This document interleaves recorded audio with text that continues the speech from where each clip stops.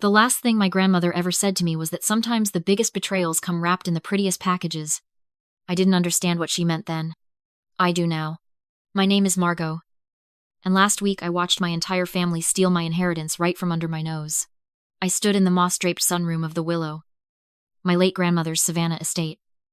Clutching the envelope she'd left for me, the scent of old wood and betrayal was suffocating as my mother, Patricia, reached for the silver keys with a perfectly manicured hand. "Honey, you have to understand," she said, her voice dripping with that fake, silk-wrapped sympathy. "The house needs so many repairs. And we're just trying to protect you from that burden. Protect me." I stared as she told me the house I was promised, since I was 12, had already been sold to developers. I didn't cry. I didn't beg. I just held Gran's letter tighter, knowing that the prettiest package was about to be opened. Drop a comment and let me know where you're listening from and what time it is for you right now. I'd love to know who's part of our community. I didn't argue. I didn't ask why. I realized their love was a subscription service I'd been overpaying for, and I just canceled the payment. As I retreated to my small apartment, the Savannah humidity felt like a physical weight. But inside, I was ice cold. My mother's words about burdens were just bad data in a long-running audit of my life. I opened Gran's envelope to find a map and a small, heavy key. It led to a loose brick in the garden wall, the one with a heart carved into the clay. When I was 16, Patricia told me my childhood bedroom was a luxury the family could no longer afford to give for free, while my brother Tyler was handed a $100,000 fund for a crypto startup that vanished into thin air in 3 months. I was forced to pay $300 a month in rent just to keep my own bed. They called it a lesson in responsibility. I called it the scapegoat tax. My compassion had been a luxury they'd overdrafted for years. But they forgot I wasn't just a pushover. I was a landscape architect who understood foundations. And theirs were built on sand. I didn't just find a letter behind that brick. I found a second ledger. My parents didn't just sell the house. They had forged my signature on a $500,000 collateral loan to cover Tyler's latest gambling debts. They thought my silence was submission, a quiet acceptance of the role they'd assigned me. They didn't realize that in this family, silence isn't a weakness. It is an observation period. I was a survivor of a house that had been a prison without songbirds. And I was finally learning how to pick the locks. Every time I'd been overlooked at dinner, every time my achievements were treated like footnotes in Tyler's life, it had been a link in a chain. But a chain is only as strong as its weakest point. And my parents were about to find out they'd been pulling on a survivor who knew exactly how to break free. I wasn't the unstable daughter they whispered about. I was the one who had been documenting their cruelty since I was old enough to hold a pen. I looked at the forged loan documents and felt a wave of absolute clarity. They thought they had backed me into a corner, but they had actually handed me the keys to their own prison. I didn't cry because they didn't love me. I analyzed the situation and realized that for the first time in 28 years, I held all the equity. I picked up the phone and called Skylar. It was time to start the audit. Skylar Martinez didn't look like a lawyer who lost cases. She looked like a shark who had already eaten. Her office smelled of espresso and expensive leather, the scent of a battlefield where the weapons were clauses and statutes. She pushed a document across the mahogany desk, her finger tapping a paragraph highlighted in yellow. It wasn't just a will. It was a bear trap wrapped in legal stationery. Gran hadn't just left me the house. She had anticipated their greed with the precision of a sniper. She had placed a restrictive covenant on the estate 6 months before she died. The deed was split. My parents had the rights to the structure, the wood and the glass. But the foundation and the land itself were deeded to a historic trust under my sole control. They had sold the developer a ghost. They had signed a contract for $4.5 million to sell a property that legally they couldn't even stand on without my permission. Skylar looked at me, a wolfish grin spreading across her face. They sold the heir, Margot, and they promised the buyer the ground. That is fraud. I sat back, the realization settling in like a cold stone. How could they be so sloppy? How could two people obsessed with money miss the one detail that would destroy them? And then I understood. It was the trap of normalized cruelty. For 28 years, my parents had treated my boundaries like suggestions, and my rights like inconveniences. They had become so accustomed to taking whatever they wanted from me without consequence that they stopped checking to see if I was fighting back. They didn't read the fine print because they didn't believe I was capable of owning anything they couldn't take away. They underestimated Gran, and they erased me. That was their fatal error. Skylar asked about her retainer fee, her voice hesitant, knowing my family painted me as the struggling artist type. I didn't flinch. I pulled out my checkbook. My parents thought I was a landscape architect who planted flowers for pocket change. They didn't know I had spent the last 6 years bidding on municipal contracts and redesigning city parks. I didn't go to their parties. I didn't take their vacations. I worked. My firm had just closed a contract worth $3 million.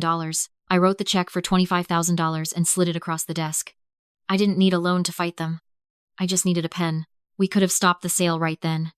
We could have sent a cease and desist letter and ended it quietly. But quiet wasn't what I wanted anymore. Quiet was what they expected from the scapegoat. I looked at Skylar. Let them proceed. Let them spend the money they think they have. Let them organize the gala. We wait until the felony charges stick. We wait until the ink is dry on their own destruction. The Riverside Hotel was a monument to old Savannah money. Polished brass. Velvet curtains. And the hush of secrets being traded over bourbon. Room 412 had a connecting door to room 414. A detail Skylar had noted with the precision of a surgeon. We weren't guests. We were surveillance. We sat in the darkened room. The only light coming from the recording equipment Skylar had set up on the desk. The red light blinked in the silence. A digital heartbeat waiting for a confession. Through the thin wall. My mother's voice drifted in. Sharp and impatient.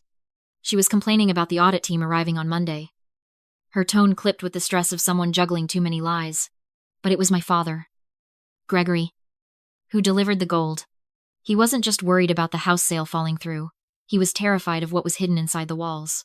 I listened as he explained it to Edward Jackson. The buyer who thought he was getting a steal. It wasn't just furniture imports. It was art theft. Gregory laid it out with sickening clarity. For a decade. He had been using his consulting trips to Europe as cover for moving stolen masterpieces. The prints hanging in Grand's sunroom weren't reproductions. They were the originals. Hidden in plain sight behind cheap frames and paneling. He needed the sale to go through immediately because he needed to extract the art before the feds connected his latest shipment to the warehouse raid in Atlanta. And the reason for the rush? Tyler. My brother had lost another fortune. This time to a sure-thing investment that turned out to be a Ponzi scheme.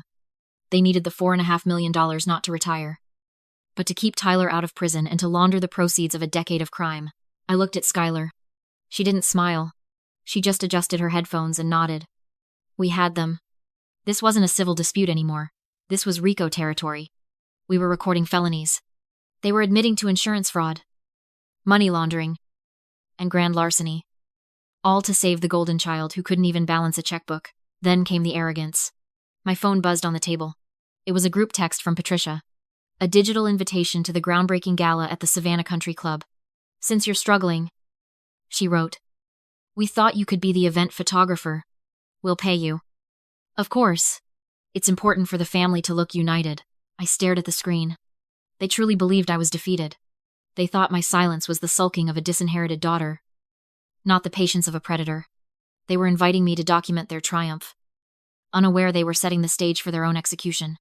They felt untouchable because they had always been untouchable. But gravity has a way of catching up to those who build castles in the air. I didn't reply with anger. I didn't type out a furious screed. I simply typed, I will be there. I set the phone down and watched the recording light blink. They wanted a photographer? Fine. I would give them the clearest picture they had ever seen. The Savannah Country Club smelled of old money and fresh lies. It was a scent I knew well.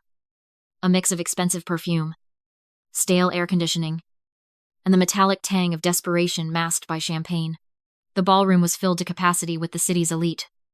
People who measured worth in zip codes and last names. My mother, Patricia, stood at the center of it all. Wearing a silver gown that likely cost more than my first car, she was holding court, beaming with the radiant, benevolent smile of a woman who had just successfully liquidated her mother's legacy for $4.5 million. I stood in the shadows near the catering entrance, clutching my camera. They had hired me to document their triumph, to capture the moment they cemented their status as the new guardians of the Willow Estate. To them, I was just part of the help tonight. A useful fixture like the waiters or the valet. I watched Tyler laughing near the open bar, wearing a tuxedo that didn't hide the frantic energy of a man who knew his debts were due. He was clinking glasses with the city councilman, playing the part of the successful heir, oblivious to the fact that he was standing on a trapdoor, watching them. I realized something profound about the nature of their power. It was a concept Gran had tried to teach me, but I only fully grasped it in that moment. It was the illusion of the empty wallet. My parents walked through this room like royalty, commanding respect and envy. But their entire social standing was a rental. They didn't own this respect. They were leasing it with money they hadn't even secured yet. Their power didn't come from who they were. It came from what people thought they had. Take away the check. Take away the estate. And what was left? No character. No integrity. No foundation. They weren't lions. They were vultures in peacock feathers. Terrified that someone would notice they were just picking at a carcass, the lights dimmed, signaling the start of the speeches. A hush fell over the room.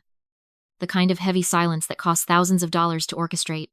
Patricia ascended the stage, the spotlight catching the diamonds at her throat.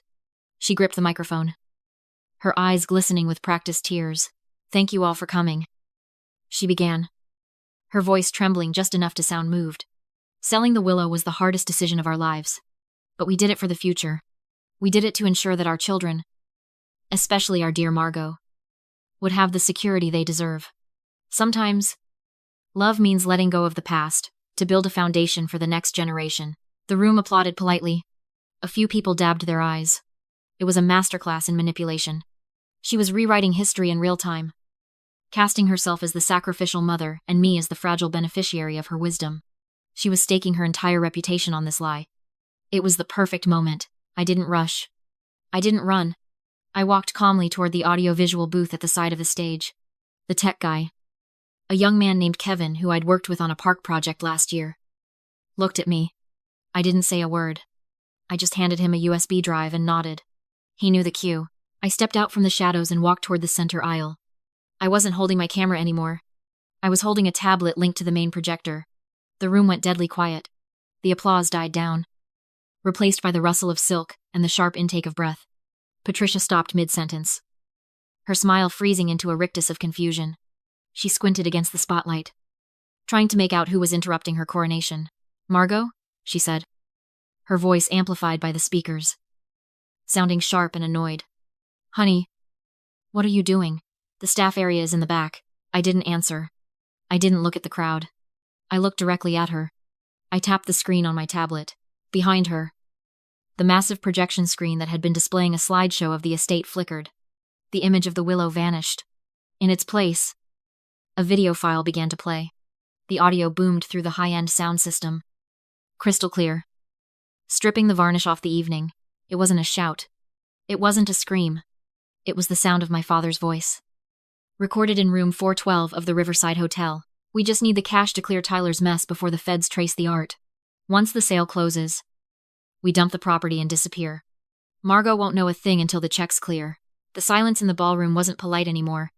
It was absolute. It was the sound of a vacuum sealing shut. Every eye in the room shifted from the screen to Patricia. I watched the blood drain from her face in slow motion, the color vanishing as if a plug had been pulled.